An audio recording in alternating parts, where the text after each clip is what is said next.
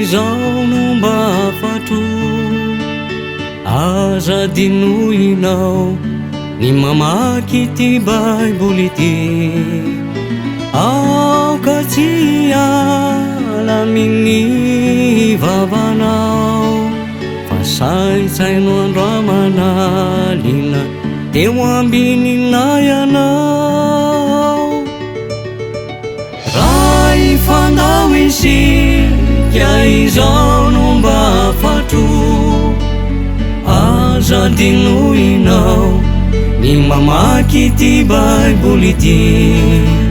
aoka tsy ala amin'ny vavanao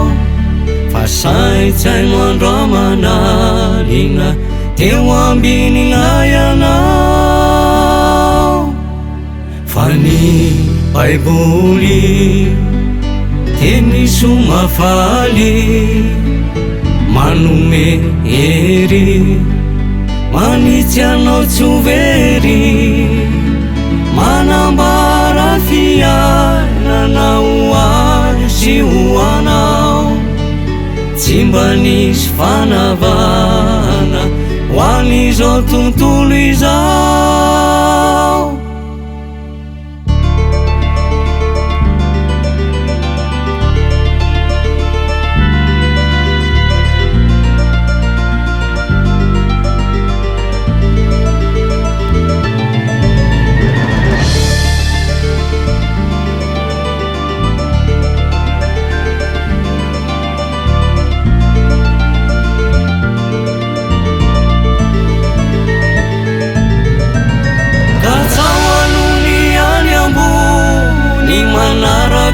ety antany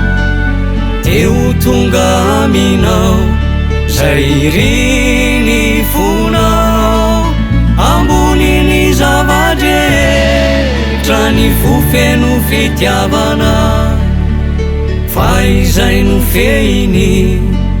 fatanterana fity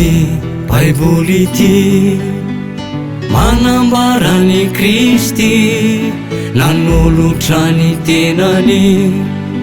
isolony sakaizany mba tsy sove zay rehetra mino azy fa hanana fiainana omba mpitiavana mba tsy sovery zay rehetra mino azy fa hanana fiainana omba mpitiavana